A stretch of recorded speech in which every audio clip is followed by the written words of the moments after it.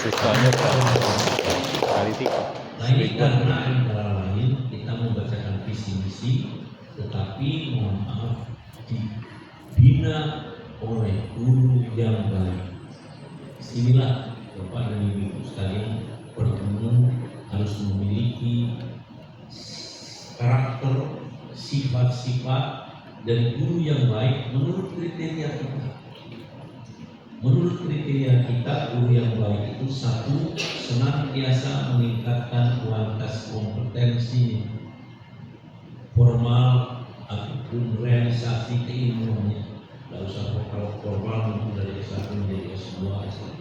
Tetapi realitas keilmuan ada bimbingannya di sana. Mohon maaf, setiap minggu sekali selalu meningkatkan kualitas kompetensinya. Nanti ada sarannya bagaimana caranya saya akan bisa belajar bagus.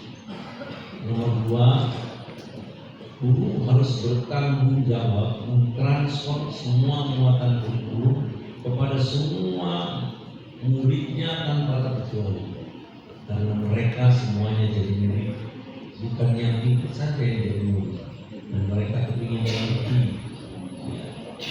Yang nomor 3, harus menjadi teladan moral bagi semua peserta didiknya. Saya ulang lagi, harus menjadi teladan moral bagi seluruh peserta didiknya. Di sini kebetulan Sekjen Pergunu adalah Ketua KPAI, Mas Aris. Nomor 4, guru di Pergunu harus memandang murid sebagai anak kandungnya sendiri.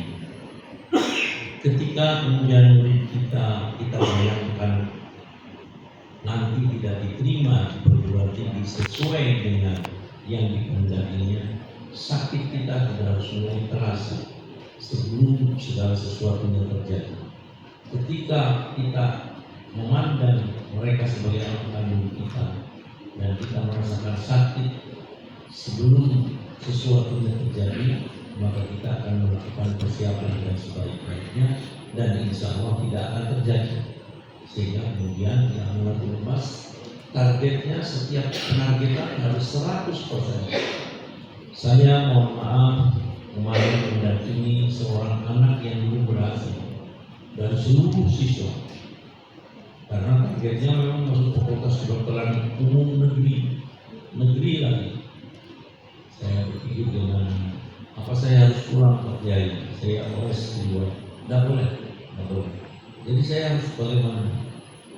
Ya tidur, saya kan sudah selesai. Kamarnya di mana? Kamu tidur di masjid sini.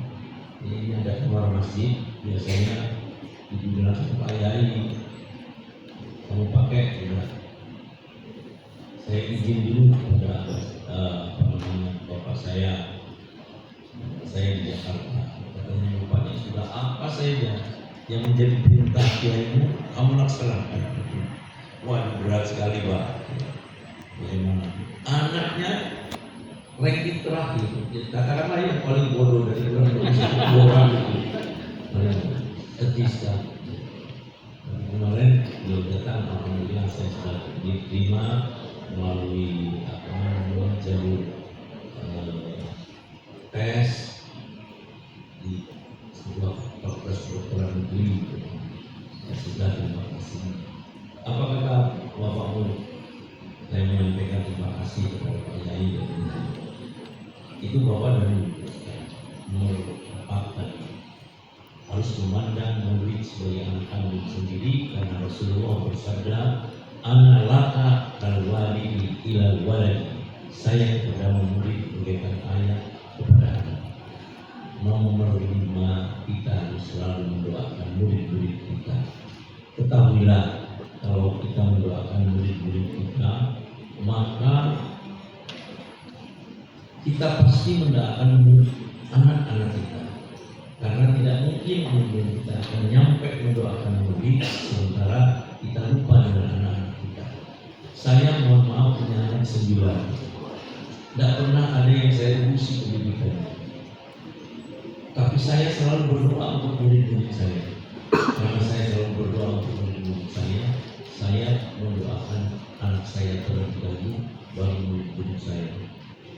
artinya memang harus begitu. Mohon maaf, anak saya yang paling saya tidak bisa, yang paling tidak bisa dari anak saya, itu anak saya nomor 4. Kalah pinter oleh anak saya nomor 5 ketika saya selalu mengajari matematika kepada keduanya. Usianya hampir bersamaan, selisih 1,5 tahun. Anak nomor 5 ini selalu bisa, bukan hanya sekedar penjumlahan, pengkalian juga bisa. Yang nomor 4 itu tidak bisa. Ini yang paling tidak bisa dari anak saya. Jadi anggota DPR RI.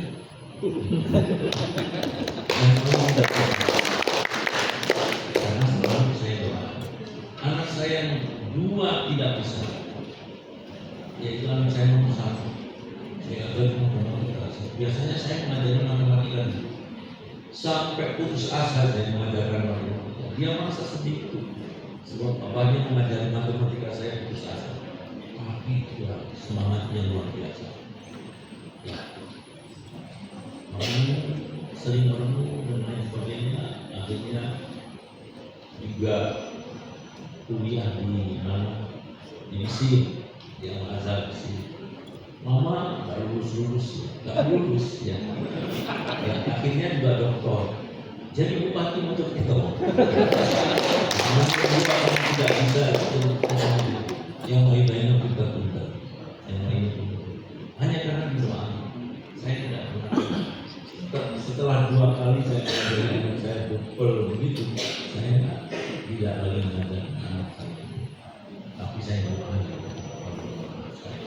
Oleh karena itu pegangi yang dimahami ini untuk menjadikan yang baik, ya, bacakan visi misi dan nanti bagaimana disesuaikan dengan sekolahnya masing-masing dalam rangka untuk membesarkan cita-cita mereka itu Bapak dan Ibu sekalian. Saya kira demikian, nanti saya ulangi kembali dalam seminar nanti karena Ibu Wakil Gubernur akan bersangkutan beliau tidak enak terus lama di sini. Kemudian lebih dan kurang mohon maaf, dan sebelum saya mengakhiri sambutan saya berkenan baca dengan mendoakan membacakan surat Al-Fatihah. Al-Fatihah menurut Allah, Al-Fatihah bisa dibaca untuk tujuan apapun membacanya. Semoga Provinsi Lampung menjadi provinsi yang penuh barokah, adil dan makmur. Semoga mereka yang telah memberikan penghormatan kepada kita, Ibu Rektor, terutama Ibu Wakil Gubernur, anggota DPD Republik Indonesia, Pak Puji, dan semua saja yang hadir, Bapak bisa dilimpahkan kasih sayangnya, bisa berada dalam pandangan kasih sayangnya, senantiasa mendapat penjagaan dan perlindungan dari Allah. Mereka senantiasa bisa naik dan menjadi benar. Ila hadatin Nabi wa ila hadhihi dunia. Al-Fatihah. Bismillahirrahmanirrahim. Alhamdulillahirabbil alamin. Ar-Rahmanir-Rahim. Maliki yaumiddin. Iyyaka na'budu wa iyyaka nasta'in. Ihdinas siratal mustaqim. Siratal ladzina an'amta 'alaihim ghairil maghdubi 'alaihim waladdallin. Amin. Demikian kurang yang mohon maaf. Wallahu muwaffiq ila aqwamit thoriq.